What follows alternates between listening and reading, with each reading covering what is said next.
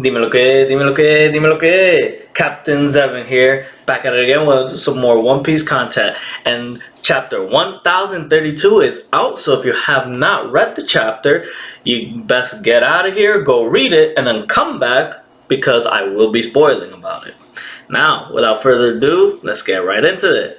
So, back from a week break, and I was expecting it to kick off continuing a little bit more with the Sanji Queen stuff, and we're just like, nope, not even in the chapter. So, alright, cool, just keeping things moving. There was a lot going on in the beginning. So, it starts off with Marco and Izo, and Izo's worried about the yokai, the thing that Kanjo did, and Marco's like, man, I'm injured, right? Like, and make me fly around. It's like, Marco, shut up. You just chilling on the battlefield. He's having like the grandest time, and he's like, come on, I already tapped out. I don't want to do stuff again. So they're off to looking for the yokai, and then Big Mom, and they pass by Big Mom just doing her fight with Kid and Law. We don't see them, but Big Mom's there, so that fight's still going on. Just chaos everywhere. I love it. And so we got a little bit of that, and then right after that we get into the Apu, Drake, and Yamato stuff again.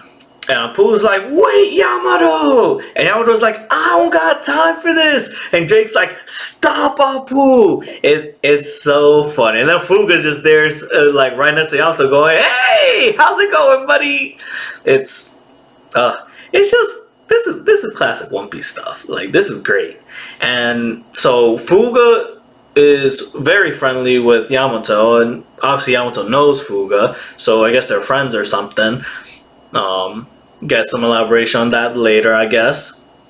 And then after that, as they're just doing their runs, then we see Robin and Brook fall from the sky, and they land on Fuga's head, and it's like, oh, what is this? Oh, it's hair. Okay. And CP0's coming in hot pursuit still. And they're about to fight, and then Robin was like, oh, I guess we're gonna have to fight. And Brook's like, wait a minute, what is that? And then they get taken out by the yokai in midair. The yokai's just like, free falling, and they're just like, oh, our focus was there, not what was behind us. And they just get burned. Doesn't seem like it does much, but they did burn from it. So Brook and Robin use this to kind of get away, and Yamato's realizing, oh, well, this is really bad because they're just gonna keep going all the way to the basement because it's passing through walls and floors. So she tells Fuga, hey, I need your help with something. So let's see what the play is with this. Curious. I mean, as of right now, it seems like anyone can even touch the damn thing, so let's see what happens. It's kind of funny because when it first came up, I'm thinking to myself, oh, well, Kinemon's there. He can just cut the fire. And Kinemon, then I remember, wait, Kinemon's blade's broke and he's not really moving. So, like, literally, the best person for this situation is already the furthest away from it. So then after we get that CP0, Yamato asks Fuga for help. Robin and Brook are running away, and then CP0 is getting back up, and all you see is Apu with the scoop. Apu is so funny. He takes advantage of every situation. He goes, oh, this is money.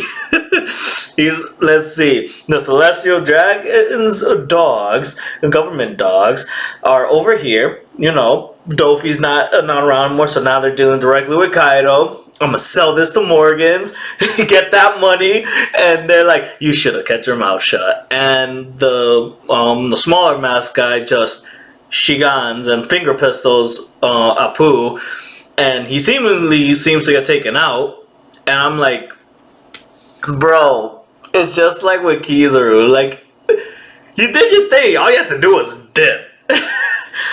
And then he follows up to Drake, and Drake and him are about to clash, and Apu's like, nah, I'm still here. And Drake's like, oh, you're still alive. And Apu's like, I have armament hockey, you dumbass.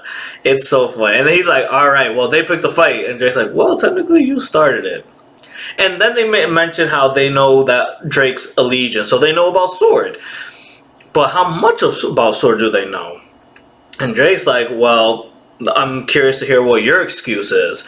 So, inner conflicts going on. So this is interesting. This is very, very interesting. I wasn't expecting that tag team to happen, but everything with Apu is just so spontaneous. So he keeps it entertaining. Like, you can't not like the Apu stuff. So like, that's what I mean. Like, a lot happened in like just 3 pages. Maybe it was 4, but there was a lot going on right here.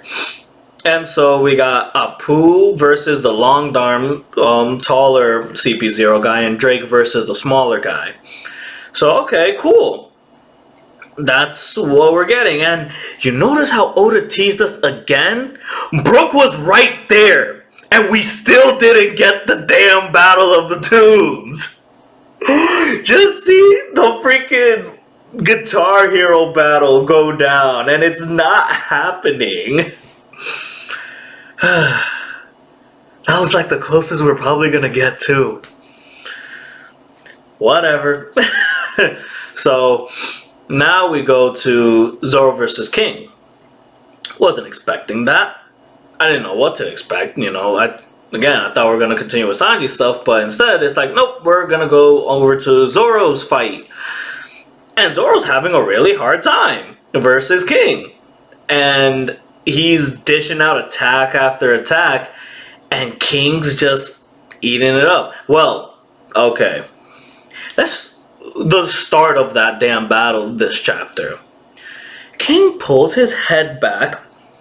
It has the face, similar to like what the Half the Straw has there when they saw that Luffy got put into udon.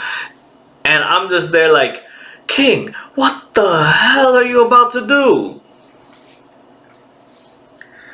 And he like does a slingshot or something with his head. Like, I really don't know if that was his head that went all the way down and smashed through Zoro, or if he shot something at Zoro. Like, I don't know what he did. And it makes no sense. And Zoro's like, I can't block that. And then King goes, yeah, this is how pteranodons used to hunt their prey. Look, Oda clearly did not watch The Land Before Time back in the day. I don't know what he saw, but he saw some different dinosaurs that I did. So Zoro's just like, okay, I'm gonna try to shoot him out the sky, and he throws a 360-pound cannon with one of his swords. And King just dodges it and starts shooting fire. And Zoro's like, oh, so the fire on your back, that's what, also from the Pteranodons? And King's just like, no. Like, no, nigga. Like, what do you think this is? Like, they don't just have fire, And Zoro's like, are you freaking kidding me? Like, just get it straight. I don't know what you are at this point. And then Zoro does a Dragon Twister. And for the first time post-time skip, the Dragon Twister doesn't do anything. Like, King just gets his wings up and he blocks it. And I'm not gonna lie, that was a dope way to block it. And Zoro mentions that none of his attacks have even like gotten a drop of blood out of this guy. And I'm just like, damn, this is gonna be crazy, because this fight with Zoro is giving me vibes from a previous Zoro fight, and I just want you to realize how long it's been since something like this. The last time we were in a situation where Zoro could not injure his opponent was all the way back in Alabasta versus Mr. One. And what happened in that fight? He had to figure out the breath of all things so that he knew how his sword can cut and not cut so that he could transcend and cut through steel. Now, I know there may be arguments like, well, he cut Kaido. Why can't he cut King? It's because Zoro's a real swordsman. Like, and as dumb as it may sound, like, it works in a very specific way. He has to know what he's, like, trying to cut for it to actually work. Like, an example of this is, it's probably going to get taken out of context, but you can use, like, what Mihawk did towards Whitebeard. He threw a slash specifically to test Whitebeard, but Josu's the one that took the hit and blocked it. Mihawk wasn't trying to cut Diamond, he was trying to attack Whitebeard. So that slash was not intended to cut through Diamond, and it was blocked. Zoro doesn't know what he's trying to cut. Now with Kaido, he knew what he was trying to cut. He was trying to cut this monster that was a dragon, and he was able to. And you can say, oh, well, how does he even know what race? Well, look, you could go as far as say, well, he's an ogre and he fought ores before and cut ores, so instinctively he knows how to do it. I don't know. I don't make this stuff up. That's just how this guy is written. So I'm gonna have to roll with it and make sense of this. But that's the closest thing that I can make sense of, that he has to know what King is so he can properly do his attack on him. And in part of the reason for that is because King is just that powerful of a foe towards Zoro. Like, he is no slouch. We saw what Luffy did last arc versus the first commander, the right hand of the Big Mom Pirates, Katakuri. That was an extremely hard fight for Luffy. That some people are you know, and people are saying, well, Katakuri kind of gave Luffy the win there, and I can't argue that. Like, you can calmly assume that, or state that, and you can't be totally wrong. Like, Brule was like, I know you're awake. So what I was talking about with one of my best friends a few weeks ago was, it's kind of crazy how just last arc Luffy, like, the ultimate feat Luffy did was that in the very next arc we need Zoro to basically do the exact same thing. That's insane to me. When you think of, okay, well, what did Luffy do to get to that point? He fought Dofi, he fought Cracker, and then he got to Katakuri. Obviously I'm skipping over stuff that happened in between. Zoro went from Pika to essentially Kaido. You know, obviously paraphrasing a lot. Like, okay, he fought Killer, nerfed Killer. He kind of clashed with Denjiro and clashed a little bit. And it was, you know, he was doing fights in the raid. But like, the big person he fought after Pika was Kaido and Big Mom. And, you know, we saw what he did, and it was impressive as all hell. But you see the gap? The prerequisite to that was Pika. What? And now, after the rooftop, he has to beat King. That's absolutely insane. So, yeah, this is gonna be an extremely hard fight for Zoro. And anyone that's thinking Zoro should have just, like, low diff K, like, they're smoking something. Like, that's insane that you would put King, like, that far down. Like, no! So Zoro is having a very difficult fight, and it makes sense. And this is great because when Zoro wins this fight, that's how much stronger he's going to be out of Wano, where he'll be able to tangle with anyone's right hand, and it makes sense. This is gonna be a really, really hard fight. And then Zoro's like, is he a fishman? Have giant blood? Zoro, I don't think he's a fishman. But in his defense, he is mummified. We don't actually know what he looks like underneath. In his defense, I have to defend my boy. Come on. So, he's getting freaking... And then King is like, you know what? I'm going to give you a shot. I'm going to come down there with a sword. I want a good duel too. Yo, the disrespect King is dishing out right now. But it's going to be that much greater when Zoro overcomes all of this.